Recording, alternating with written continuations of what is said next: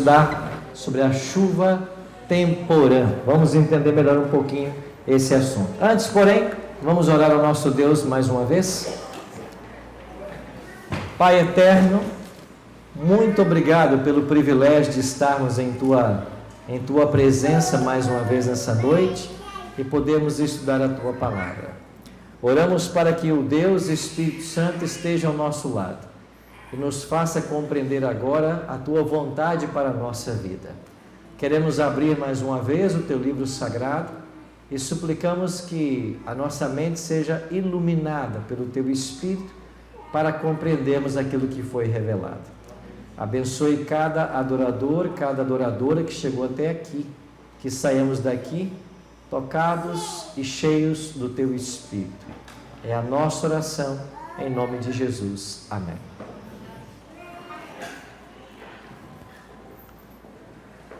Muitas pessoas acham que o Espírito Santo é uma doutrina do Novo Testamento, especialmente a partir do Pentecostes, que até então era um tema desconhecido.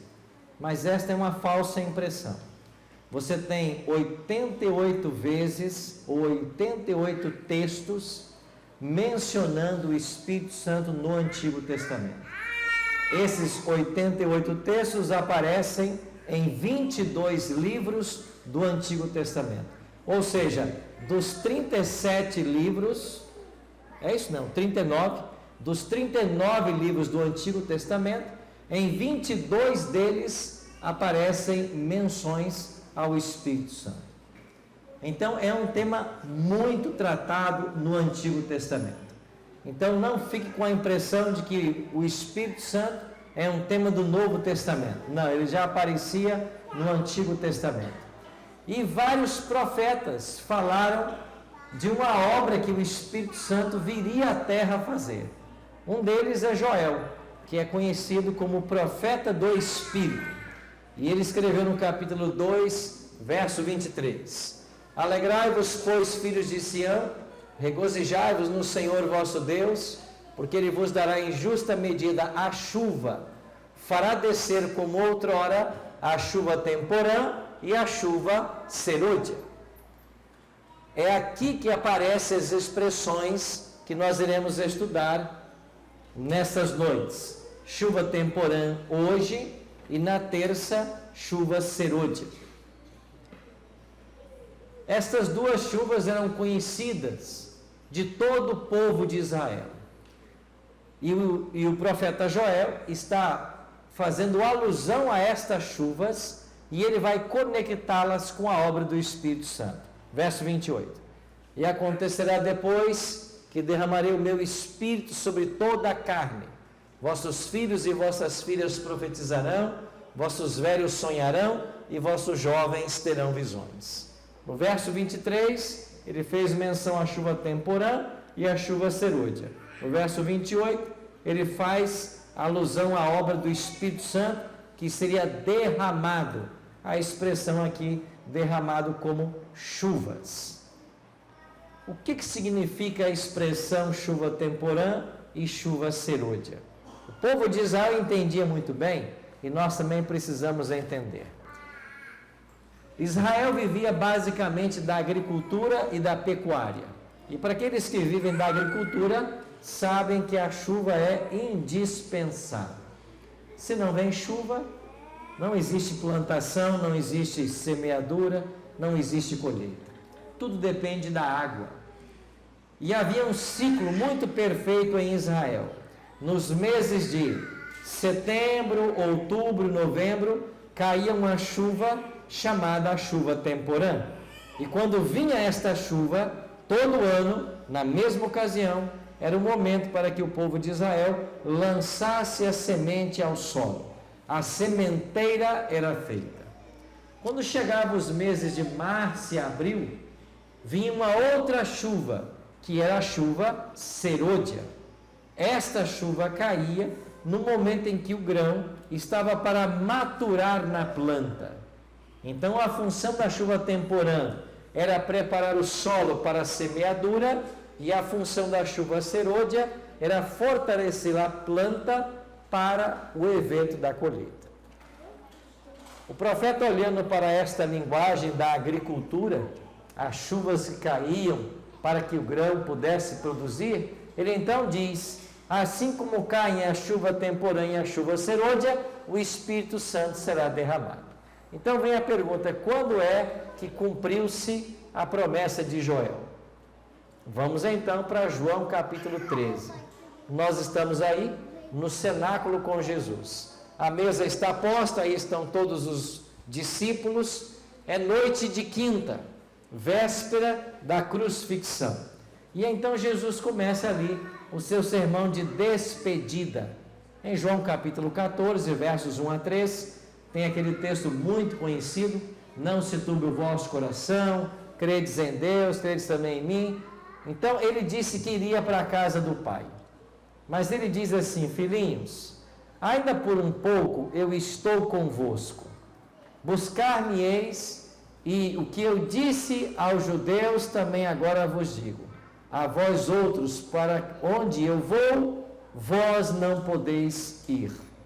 Então Jesus começa um sermão de despedida, a partir do capítulo 13. Verso 14 ele diz o que eu acabei de mencionar, e no verso 14 e 16 ele diz: e eu rogarei ao Pai, e ele vos dará outro Consolador, a fim de que esteja para sempre convosco.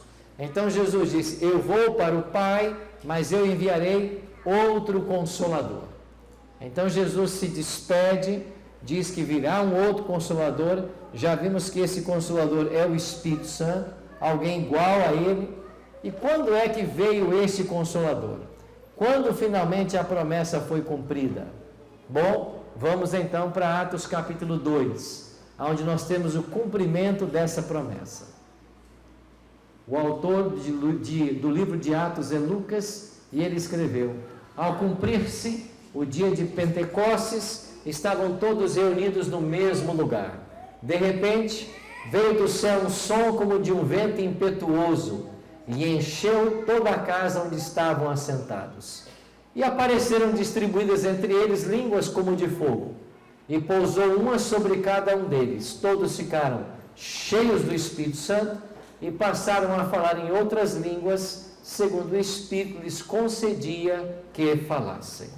Então, Atos capítulo 2, o momento em que o Espírito Santo é derramado sobre os discípulos, nós temos o cumprimento da profecia feita por Joel. E esse texto tem sido para o cristianismo atual um texto controverso. E muitas pessoas estão ensinando por aí que quando você recebe o Espírito Santo, o sinal visível é que você fala línguas. Até falam línguas estranhas. Você percebe que nesse texto não apareceu a palavra estranha. De fato, essa palavra estranha não aparece no Novo Testamento. Não existe língua estranha no Novo Testamento. O que existe são línguas, ou em alguns casos, novas línguas. Quando os discípulos receberam o Espírito Santo, a evidência desse recebimento foi que eles receberam também dons espirituais e o dom de falar em línguas. Mas que línguas eles falaram? O texto deixa muito claro. Eles começaram a pregar nas línguas das nações que estavam em Jerusalém no dia de Pentecostes. Se você olhar detidamente Atos capítulo 2, você vai encontrar aqui 14 nações. O livro menciona partos, medos, elamitas, naturais da Capadócia, Ásia, Ponto, Frígia, Panfilha, 14 nações que não falavam o grego e o aramaico falado pelos discípulos. Então, se Deus quisesse alcançar estas pessoas com o Evangelho, só havia uma possibilidade: dar para eles a capacidade de falar na língua daqueles povos. Então o Espírito deu o dom de línguas para os apóstolos, e eles começaram a pregar. Se você ler o texto de Atos 2, as pessoas começaram a ouvir os discípulos pregando e disseram assim: não são esses aí galileus os que estão falando? E como nós entendemos cada um deles falar em nossa própria língua materna? O adjetivo que aparece em Atos 2 é língua materna. O que é uma língua materna? É uma língua falada por alguma nação. A língua do Brasil materna é o português.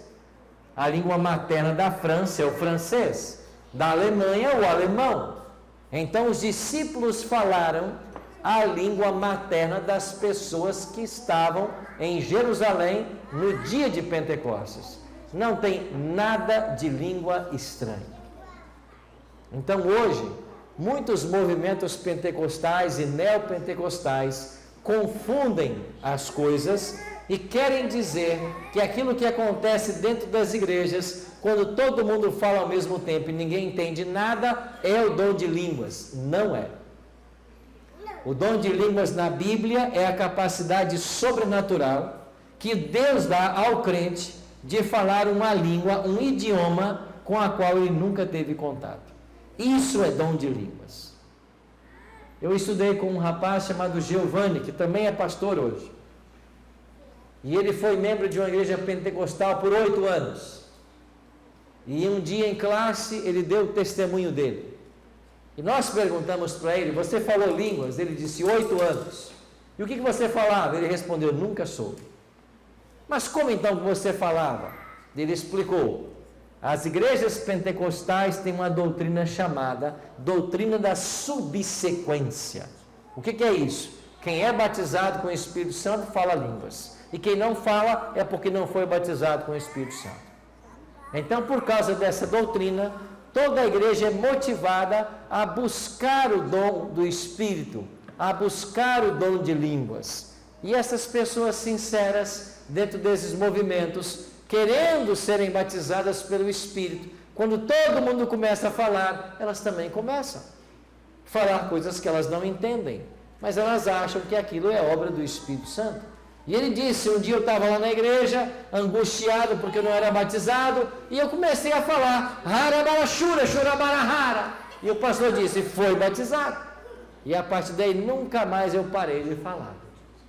E o que você falava? Isso. Eu começava a falar um monte de palavra que vinha à mente, mas nunca soube o que eu falei. Isso é tão verdade que todas as vezes que eu encontro alguém que foi pentecostal e hoje, por exemplo, é um adventista, eu sempre faço 2 perguntas. A primeira, você foi pentecostal, falava línguas? E quando a pessoa diz que sim, vem a segunda pergunta, e o que você falava? E até hoje a resposta foi unânime. Eu não soube ou nunca sabia o que falava. Ou seja, se falava, mas não se entende o que se falava. Isso não é dom de línguas da Bíblia. Pastor, se não é dom de línguas, é o quê? É esse desejo natural que a pessoa tem de ser batizada com o Espírito Santo, de não ser um crente de segunda categoria, e uma hora ele começa a falar, motivado ali pela emoção, pelo sentimentalismo, etc. Agora há uma segunda possibilidade. Tem gente que usa desse artifício para tentar manter sua autoridade espiritual na igreja. Porque a igreja faz essa separação. Você não fala línguas, é porque não foi batizado ainda com o Espírito Santo. Então a pessoa diz que ele foi batizado para se manter acima dos outros, para se declarar uma autoridade espiritual, quando na verdade não tem nada a ver uma coisa com a outra. Você tem no Novo Testamento vários exemplos de pessoas que eram cheias do Espírito Santo e que nunca falaram em línguas. As coisas não estão conectadas. E se por acaso você, que é de uma igreja pentecostal, se sente um cristão de segunda categoria, porque nunca falou línguas, não dê atenção para esse ensino. Esse ensino não é bíblico. Não existe essa história de que quem é batizado com o Espírito Santo fala línguas. Ninguém foi mais cheio do Espírito do que Cristo, e ele nunca falou línguas. Qual é a evidência que alguém foi batizado com o Espírito Santo? Eu não vou entrar nesse tema, mas basta você pegar Gálatas 5, 22 e 23. são os frutos do Espírito. Quem é batizado com o Espírito Santo demonstra na sua vida os 9 frutos do Espírito Santo, que Paulo lista em Gálatas 5, 22 e 23. Então, quem é que tem o Espírito Santo? Quem produz os frutos do Espírito Santo. Esse sim foi batizado. E nada tem a ver com o dom de línguas. Mas os discípulos falaram estas línguas daquelas nações, uma grande multidão se converteu, 3.000 foram batizados, e aqui está a prova de que esse foi o cumprimento da profecia de Joel. Eles disseram assim: esses homens que estão falando em línguas, eles estão bêbados? Será que estão bêbados? Aí Pedro se levantou e disse: esses homens não estão embriagados, como vindes pensando, sendo esta a 3ª hora do dia. Mas o que ocorre é o que foi dito por intermédio do profeta Joel: e acontecerá nos últimos dias, diz o Senhor, que derramarei o meu espírito sobre toda a carne. Vossos filhos e vossas filhas profetizarão, vossos jovens terão visões e sonharão vossos velhos. É o próprio Pedro quem vai dizer: o que vocês estão vendo aqui é aquilo que prometeu Joel, que os filhos seriam batizados com o Espírito Santo. Então, amigos, o dia de Pentecostes em Atos capítulo 2 marca um momento da dispensação do Espírito Santo. O que significa essa palavra dispensação? Agora o Espírito foi dado como representante de Cristo. Ele disse: eu vou para o Pai, mas enviarei outro Consolador. E o dia do Pentecostes marca o dia que o Espírito Santo foi enviado para ser o representante de Cristo na terra até o final do século, como ele mesmo prometeu. Ele vai estar convosco. Agora preste atenção. Se a chuva temporã, ela marca o início da igreja cristã, e a partir daí você vai ter um crescimento maravilhoso da igreja. Batizaram 3.000 no dia de Pentecostes, depois foi para 5.000, e segundo alguns, os crentes em Jerusalém chegaram a quase 100.000 no final do 1º século. A igreja cresceu de forma extraordinária. Então, o arco da história da igreja cristã, ele se abre com a obra da chuva temporã. Atos capítulo 2 é o cumprimento da chuva temporã. O Espírito Santo foi dado, o Evangelho foi semeado e a igreja nasceu. Agora, nós estamos próximos à chuva serôdia, que é o tema que vamos estudar ainda. Na chuva serôdia, nós teremos a colheita. É por isso que a Bíblia está repleta de analogias de colheita para a volta de Jesus. Pega Apocalipse 14, por exemplo. Apocalipse 14, 14. João viu lá Cristo voltando sobre as nuvens, tem uma coroa de ouro na cabeça e na mão tem o quê? Uma foice. E é dada uma ordem: passa a tua foice e ceifa a terra, pois a seara já está madura. O que significa ceifar a terra? Recolher os salvos. Olhe para a parábola do trigo e do joio. O Senhor da fazenda disse: deixai-os que cresçam juntos. Na hora da colheita, a gente colhe o trigo e põe no celeiro, colhe o joio e queima. Uma alusão aos justos e aos ímpios, aos cristãos sinceros e aos infiéis. Então a imagem de colheita, ela é aplicada várias vezes na Bíblia ao evento da volta de Jesus. Por quê? Porque lá se dará a chuva serôdia. Então a chuva temporã caiu em Atos capítulo 2 e a igreja cristã teve seu início. A semeadura do Evangelho começou. A primeira chuva caiu. E essa chuva parou de cair? Não. Toda a dotação do Espírito, ao longo de toda a história da igreja cristã, da Idade Média e da atualidade, é obra da chuva temporã. O Espírito que nós recebemos hoje, chuva temporã. E nós aguardamos a vinda da chuva serôdia. Então a história da igreja cristã se abre e se fecha com a ação pontual do Espírito Santo. Por que isso é importante? Porque sem o Espírito Santo, nós estamos entregues às forças do mal. O Espírito Santo é o único ser que pode nos tornar vitoriosos contra as tentações de Satanás.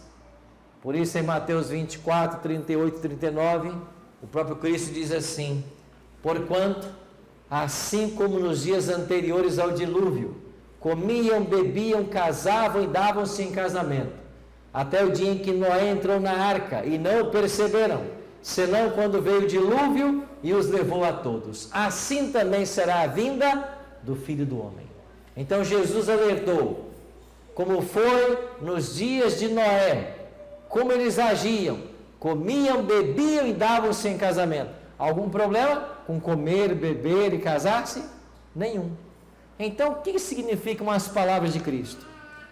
Significam o seguinte: Noé estava pregando, construindo a arca, anunciando a chuva, pregou 120 anos, mas eles continuaram suas vidas como se nada fosse acontecer.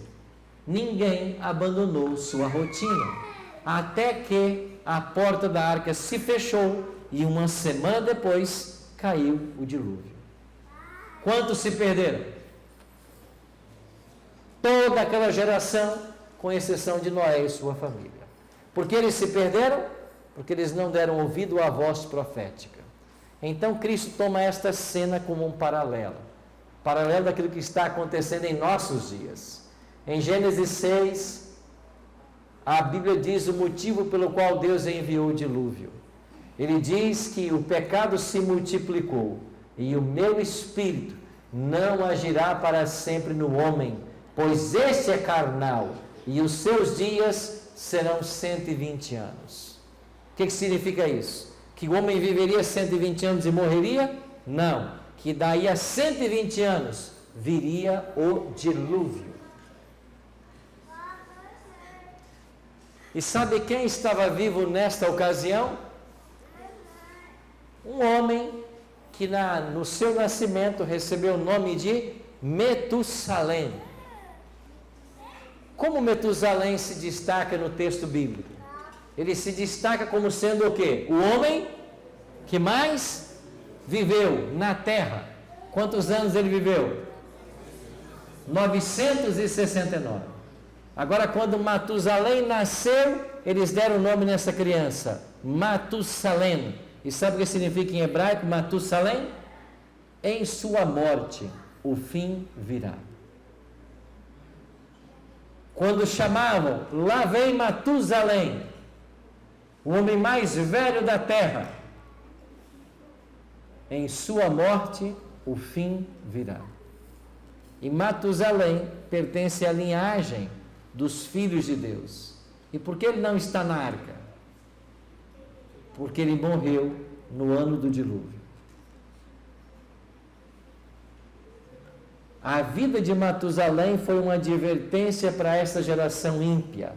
Em sua morte, o fim virá. Matusalém. E ele morre no ano do dilúvio. Por isso, ele não estava na arca. Agora um outro detalhe. O dilúvio veio, Noé estava com quantos anos? 600 anos. Isto quer dizer que Noé conviveu com Matusalém 600 anos. Agora, Matusalém, por ter vivido 969 anos, se você fizer as contas, você vai perceber que ele conviveu, sabe também com quem? Com Adão. Matusalém conviveu com Adão e conviveu com Noé. Então, tudo que Noé pregou para seus filhos, Sem, Cão e Jafé, ele ouviu de Matusalém, que ouviu do próprio Adão. Por isso, Matusalém é um elo na história do Antigo Testamento. E a informação chegou para Noé de primeira mão. Quem me contou foi Matusalém. E quem contou para ele? O próprio Noé. ele conviveu com ambos. Então Jesus agora traz essa cena do dilúvio para dizer, assim como foi nos dias de Noé. Será que nós já estamos vivendo esses dias ou ainda não? Eu trouxe algumas reportagens para vocês. Criança de 3 anos morre após ser enterrada viva em Turiaçu. Outras crianças enterraram ela viva e a criança morreu. Você não acha que o Espírito de Deus já está se retirando da terra? Homem mata a esposa e a filha de 5 anos em Osasco, na Grande São Paulo. Como que alguém tem coragem de tirar a vida do cônjuge, de um filho? Juíza é morta a facadas pelo ex-marido na frente das filhas na véspera de Natal, na Barra, no Rio de Janeiro. O Espírito Santo se retirando da terra.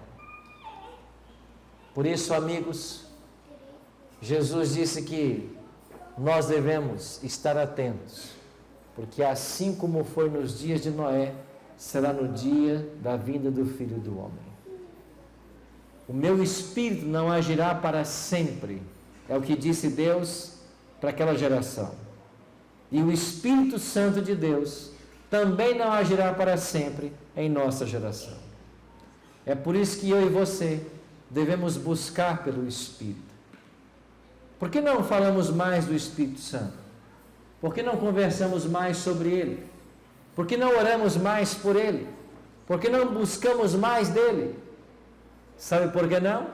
Um dos motivos é que o diabo teve muito sucesso em trazer para dentro da nossa igreja a ideia de que pentecostal não é bíblica, de que pentecostalismo é uma coisa a ser rechaçada, quando na verdade o Pentecostes nasceu em Atos capítulo 2 e todos nós devemos buscar pelo Pentecostes divino. E Jesus disse: qual dentre vós é o pai que, se o filho lhe pedir um pão, lhe dará uma pedra? Ou se lhe pedir um peixe, lhe dará em lugar do peixe uma cobra? Ou se lhe pedir um ovo, dará um escorpião? Quem faz isso? Ninguém responderam. Então Jesus continua: ora, se vós que sois maus, sabeis dar boas dádivas aos vossos filhos, quanto mais o Pai Celestial dará o Espírito Santo àqueles que lhe o pedirem. Sabe por que nós não temos mais do Espírito? Porque não pedimos. Sabe por que a igreja não tem mais do Espírito? Porque não ora mais por Ele, não canta mais sobre Ele, não estuda mais sobre Ele. Para muitos de nós, o Espírito ainda é o Deus desconhecido, como para os discípulos de Atos 19. Nós nem mesmo ouvimos que existe Espírito Santo.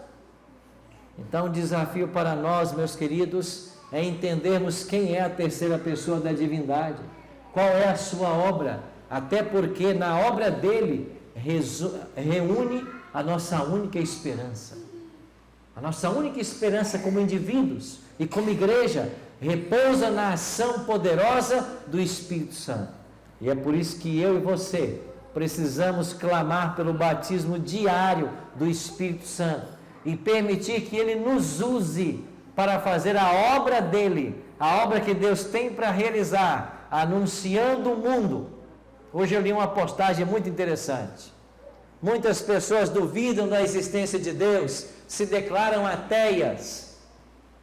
Muitas pessoas não querem saber nada de Deus, têm ojeriza até ler a Bíblia. Mas para estes já vai apenas um aviso: a porta da arca está fechando. É isso mesmo. A porta da arca está fechando.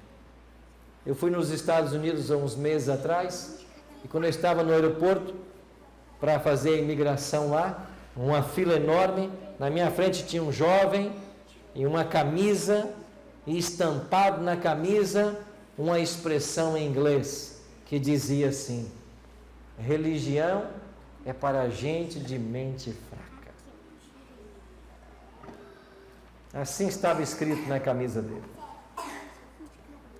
Religião é para gente de mente fraca. Eu tive vontade de chegar perto dele e perguntar assim: por que religião é para gente de mente fraca? Eu sou um pastor.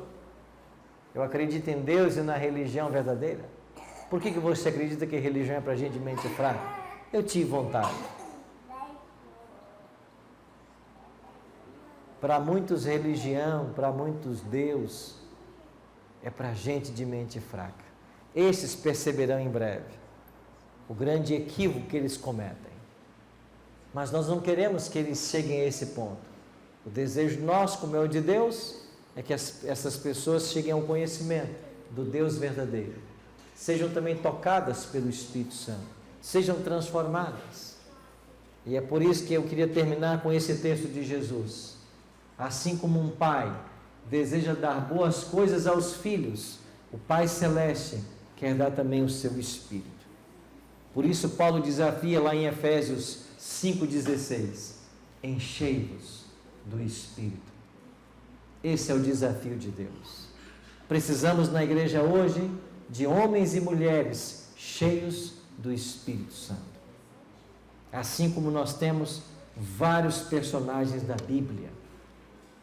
Precisamos buscar mais por esse Espírito, orar por Ele, clamar por Ele, para que Ele venha, para que Ele nos batize e para que Ele nos use como instrumentos para a honra e glória dEle.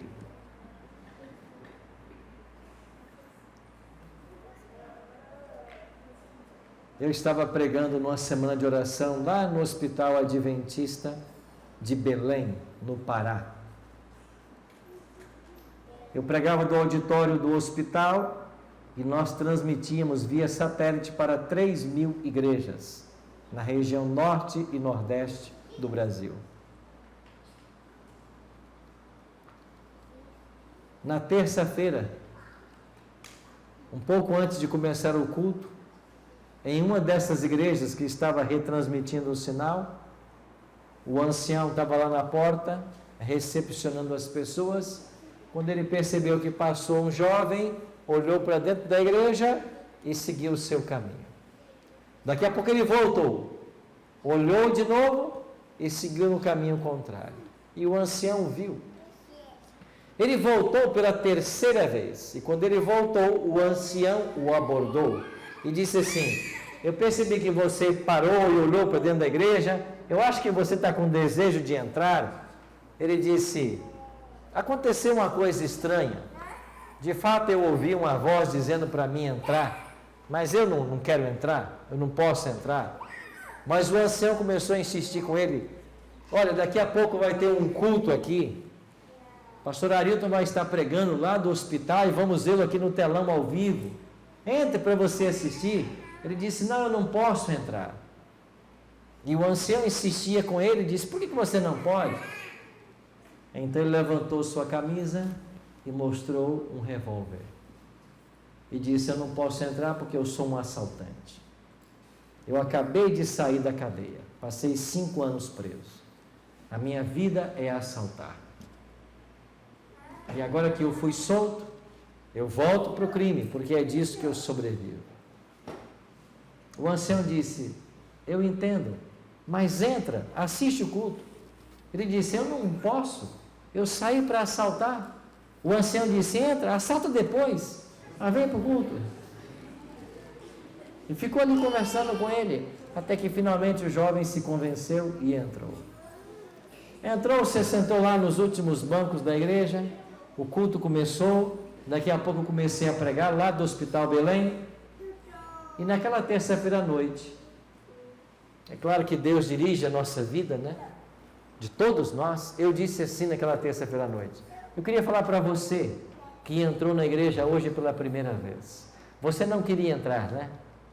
Você se sente perdido dentro da igreja, não é verdade? Você não queria estar aí. Você está levando uma vida da qual você não gosta. Mas você está aqui porque Deus tem um chamado para você. E eu fiz um apelo para que essa pessoa se entregasse a Cristo.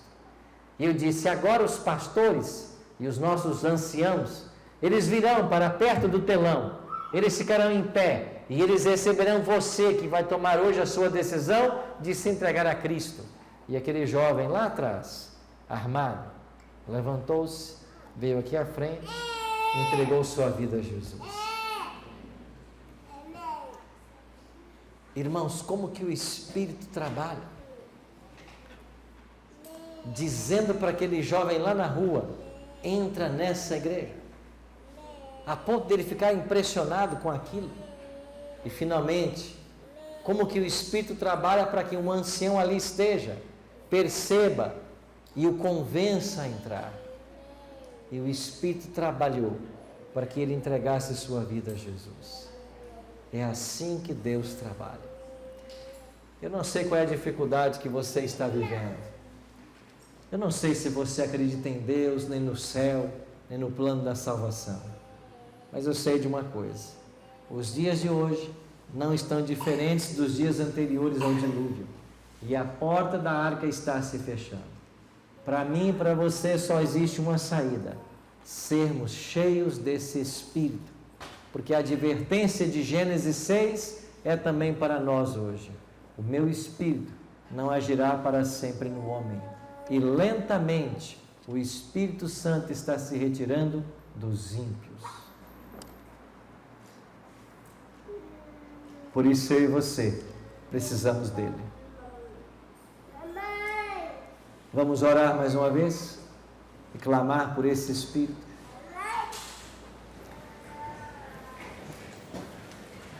Eterno Deus e Pai, muito obrigado por essa promessa maravilhosa, dita pela boca do próprio Cristo, de que assim como um pai está disposto a dar boas coisas aos filhos, o Pai Celeste está desejoso de dar também seu Espírito àqueles que pedem. Nós queremos pedir esse Espírito nessa noite. Nós não somos dignos de recebê-lo, mas pela Tua maravilhosa graça, nós confiamos na Tua promessa. Queremos, Pai, ser batizados e cheios desse Espírito, para que Ele mude em nossa vida tudo o que precisa ser mudado, e para que Ele nos prepare de forma cabal para receber-te em glória e majestade. Que o Teu Espírito trabalhe em cada coração aqui nessa noite. Que o Senhor nos mostre o caminho a seguir. Que o Senhor nos ajude a fazermos as decisões que precisamos fazer para estarmos prontos para o glorioso dia da Tua volta. Por isso, Pai, abençoa todos nós e nos prepara para o Teu breve regresso. É a nossa oração, em nome de Jesus. Amém. Deus abençoe a todos. Uma boa noite para todos.